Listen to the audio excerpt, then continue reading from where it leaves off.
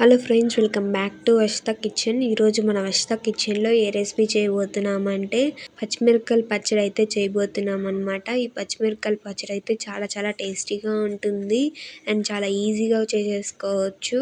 ఈ పచ్చిమిరపకాయల పచ్చడికి పక్కన ఉల్లిపాయ కానీ ఆమ్లెట్, వడియాలు ఇలాంటి ఏదైనా సరే పచ్చిమిరపకాయల పచ్చడికి పక్కన పెట్టుకుని తింటే చాలా టేస్టీగా ఉంటుంది. అందులో మనం రోట్లో దంచుకుంటున్నాం కాబట్టి ఇంకా కూడా టేస్టీగా ఉంటుంది. ఇంకా ఆలస్యం లేకుండా వీడియోలోకి అయితే వెళ్ళిపోదాం. అంతకంటే ముందు మన వీడియోని లైక్ చేసి సబ్స్క్రైబ్ చేసి పక్కన బెల్ ఐకాన్ క్లిక్ చేసుకోండి. అప్పుడే నేను పెట్టే ప్రతి ఒక్క వీడియో కూడా మీకు అందుతుంది. మీ ఫ్రెండ్స్ అండ్ ఫ్యామిలీకి కూడా షేర్ చేయండి. రండి ఇప్పుడు వీడియోలోకి అయితే వెళ్ళిపోదాం. ముందుగా ఇప్పుడు స్టవ్ వెలిగించుకొని ప్యాన్ పెట్టుకోండి. ప్యాన్లో 1 టేబుల్ స్పూన్ ఆయిల్ వేసుకోండి. ఆయిల్ బాగా హీట్ ఎక్కిన తర్వాత నేను ఇక్కడ 6 పచ్చిమిర్చిని అయితే తీసుకున్నాను. మీరు మీ కారానికి తగినట్టుగా వేసుకోండి. ఈ పచ్చిమిరపకాయలని వేసుకొని బాగా బ్రౌన్ కలర్ వచ్చేంత వరకు ఫ్రై చేసుకోవాలి. ఈ విధంగా బ్రౌన్ కలర్ వచ్చేంత వరకు ఫ్రై చేసుకున్న తర్వాత వీటిని అయితే ఒక గిన్నెలోకి అయితే తీసి పెట్టేసుకుందాము. ఇప్పుడు అదే ఆయిల్లోనే 2 మీడియం సైజ్ టమాటాలని చిన్నగా కట్ చేసుకొని వేసుకోండి. ఇప్పుడు వీటిని వేసుకున్న తర్వాత ఒకసారి బాగా మిక్స్ చేసేసుకొని సాఫ్ట్గా ఉడికేంత వరకు ఫ్రై చేసుకోవాలి. ఈ విధంగా సాఫ్ట్గా అయిన తర్వాత వీటిని కూడా ఒక గిన్నెలోకి అయితే తీసి పెట్టేసుకోండి. ఇప్పుడు మనము పచ్చడిని అయితే దంచేసుకుందాము.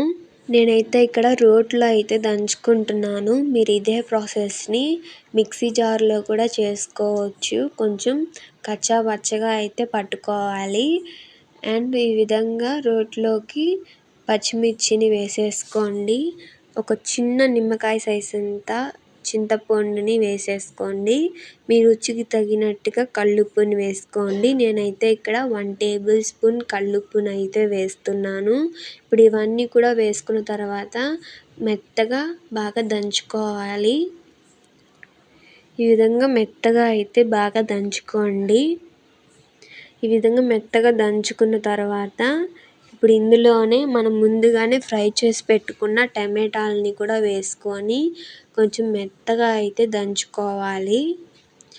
ఈ విధంగా మెత్తగా టమాటాలన్నిటినీ కూడా దంచుకున్న తర్వాత ఇందులోనే ఒక చిన్న మీడియం సైజ్ ఉల్లిపాయని సన్నగా కట్ చేసుకొని వేసుకోండి.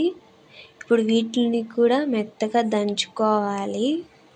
ఈ విధంగా మెత్తగా దంచుకున్న తర్వాత ఇప్పుడు పచ్చడిని అయితే తీసి ఒక ప్లేట్లోకి తీసి పెట్టేసుకోండి.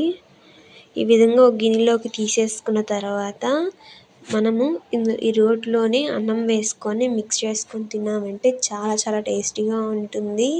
మనం మామూలుగా పచ్చడి వేసుకొని తినేదానికంటే ఈ విధంగా లాస్ట్గా పచ్చడిలో రోట్లో అన్నం వేసుకొని కొంచెం పచ్చడి ఉండించుకొని తిన్నారంటే చాలా టేస్టీగా ఉంటుంది. మీరు కూడా ఒకసారి ట్రై చేయండి. నేను వీడియోలో అయితే పచ్చడిని మిక్సీ జార్లో కూడా వేసుకోవచ్చు అని నేను చెప్పాను కదా. కానీ మిక్సీ జార్లో కంటే మనం ఈ విధంగా రోట్లో దంచుకోవటం వల్ల పచ్చడి అనేది చాలా టేస్టీగా ఉంటుంది. అండ్ ఈ విధంగా అన్నం మిక్స్ చేసుకుని తినారంటే చాలా టేస్టీగా ఉంటుందన్నమాట. అంతేనండి, చాలా టేస్టీగా ఉండే పచ్చిమిరపకాయల పచ్చడిని ఏ విధంగా చేయాలో చూసారు కదండి. ఎంతో టేస్టీగా ఉంటుంది అండ్ చాలా ఫాస్ట్గా కూడా చేసేసుకోవచ్చు. అందులో మనం రోట్లో దంచుకున్నాం కాబట్టి ఇంకా కూడా చాలా టేస్టీగా ఉంటుంది. అండ్ ఈ టేస్టీ పచ్చిమిరపకాయల పచ్చడిని ఏ విధంగా చేయాలో చూసారు కాబట్టి ఈ వీడియో మీకు నచ్చిందంటే ఎలా ఉందని చెప్పి నాకు కమెంట్ బాక్స్లో కమెంట్ చేయండి.